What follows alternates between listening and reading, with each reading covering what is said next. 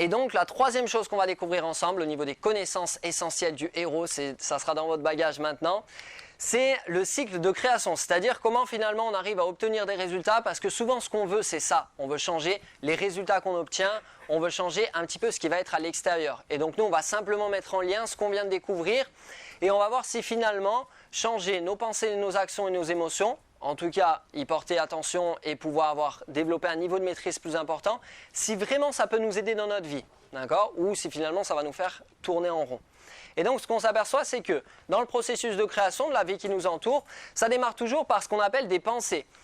Ce que je pense possible, ce que je pense impossible, je me dis bah alors moi je suis capable de changer de métier et de monter une entreprise et de m'en sortir, ou moi je suis pas capable, ça va être vraiment quelque chose de difficile, il vaut mieux que je garde la sécurité de mon emploi et que je reste là où je suis, d'accord? Donc ça c'est simplement des pensées.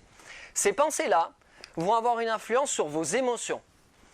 Si vous vous dites oh changer de travail ça fait vraiment peur et peut-être que je vais pas y arriver du tout, peut-être que je vais me planter, peut-être que du coup je vais perdre toutes les connaissances que j'ai parce qu'elles vont dire que je suis folle, ça en termes d'émotion ça risque de créer soit de la peur, ça peut créer aussi de la tristesse, de se dire finalement ah j'y arriverai pas, ça me rend triste de devoir abandonner les rêves que j'avais. Ça peut aussi générer de la colère, de dire mais pourquoi il y en a qui peuvent le faire et moi je peux pas, parce que dans les circonstances que j'ai eues finalement il y a tout un tas de choses, des croyances, des expériences, des rencontres qui font qu'aujourd'hui j'ai cette situation et que je peux pas en changer.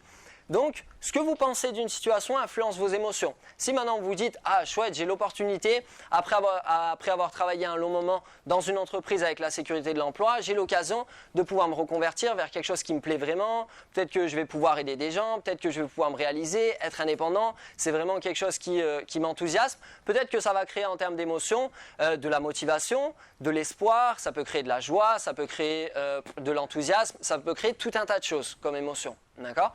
Nos émotions sont continuellement influencées par ce qu'on pense. Nos émotions vont avoir une influence finalement sur nos actions. Si j'ai peur ou si je suis triste ou si je suis en colère, je ne vais pas avoir les mêmes actions en termes de quantité et en termes de qualité que si je suis dans une émotion plutôt enthousiaste, plutôt joyeuse. D'accord ? Peut-être que si c'est quelque chose qui me fait peur, peut-être que je vais un tout petit peu me renfermer, je vais moins parler autour de moi, je vais plus réfléchir, plus être dans ma bulle. Alors que si finalement je suis joyeux et que je suis enthousiaste, peut-être que dans mes actions, ça me pousse à aller parler à plein de gens, à faire des rencontres qui peut-être vont pouvoir m'aider, à sortir de ma bulle, à voir qu'en fait je suis pas le seul, qu'il y a d'autres personnes qui sont dans la même problématique, qu'il y a même des gens qui ont trouvé des solutions, qu'il y a peut-être même des choses qui peuvent me permettre d'être accompagné sur cette voie-là. Nos actions sont continuellement influencées par la manière dont on sent et par ce qu'on ressent, par nos émotions. Et donc nos actions, ce qu'on va mettre en place en termes de quantité et en termes de qualité, vont donner naissance à nos résultats, c'est-à-dire à ce qu'on obtient. Si je me dis c'est vraiment dur et ça fait peur de changer de métier, de me reconvertir, je suis dans ma bulle, au niveau de mes actions, je ne vais pas vers les autres, je me renferme de plus en plus, je réfléchis, je monte plein de projets, plein de plans, mais finalement je ne me lance pas parce que c'est trop difficile, je suis tout seul et voilà, j'arrive pas forcément à le mettre en place. À l'inverse, si dans mes émotions, je suis plutôt enthousiaste à cette idée-là, je vais aller vers les autres, ce que je vous disais tout à l'heure, je vais faire des rencontres et au niveau des résultats, je vais sûrement obtenir des choses différentes, d'accord ? Soit une difficulté à m'engager, soit des opportunités qui vont se présenter et petit à petit, je vais me rendre compte qu'en fait, je suis en train d'avancer vers mon objectif. Alors qu'à l'inverse, je peux avoir l'impression de stagner par rapport à mon objectif, d'accord ? Ça vous parle ça ? Ouais. Sachant que la flèche la plus importante de schéma, c'est celle-ci, c'est que vos résultats viennent renforcer vos pensées. Si je me dis, peut-être que je vais complètement me planter en changeant de boulot, j'ai peur, je suis dans ma bulle, je me renferme, je suis tout seul, j'ai pas l'impression d'avancer par rapport à ça, au niveau de mes pensées, ça va être, finalement je savais que ça serait difficile et que ça allait pas être évident et qu'il allait falloir que je m'accroche, d'accord ? Et donc une pensée qui se répète devient ce qu'on appelle une pensée automatique. Et une pensée automatique qui se répète prend de la force, prend de plus en plus d'ampleur et d'intensité et devient ce qu'on appelle une croyance. C'est-à-dire que vous ne pensez plus que c'est difficile, vous êtes sûr que c'est difficile. Parce que vous avez des preuves. Et donc c'est là où le cercle commence à se refermer un petit peu sur lui. Soit ça peut être un piège, soit ça peut être donc un cercle vicieux qui vous éloigne de plus en plus de vos objectifs, soit ça peut être un cercle vertueux qui vous rapproche de plus en plus de vos objectifs. Une croyance, c'est une pensée avec beaucoup plus d'intensité. Vous êtes sûr que c'est difficile ou vous êtes sûr que vous êtes sur la bonne voie. Ça va avoir une influence sur vos émotions. Et quand vos émotions se répètent, qu'elles prennent de l'intensité, ça a un impact direct sur votre énergie.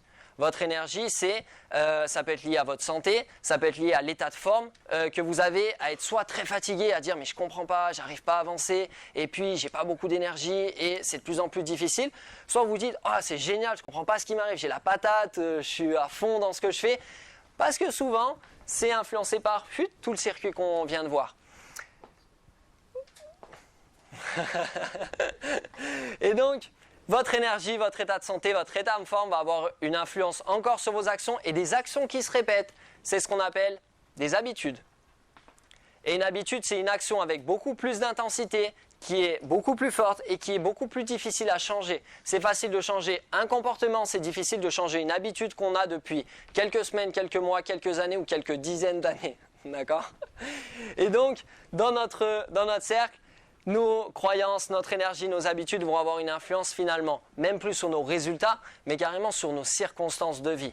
C'est-à-dire sur les rencontres qu'on fait, sur le présent qu'on est en train d'avoir, sur le futur qu'on est en train de se construire. On n'est plus juste sur un petit résultat qu'on obtient, on est sur un ensemble de choses qui constituent ma vie et qui, au départ, sont complètement en dehors de mon contrôle. On se rend compte que si on revient sur ce qui est sous notre contrôle, pensée, émotion, action, on va avoir une influence sur tout ça et ça va mettre en route ce qu'on appelle le cycle, notamment de la création. Ça vous parle ça? Ouais. Génial.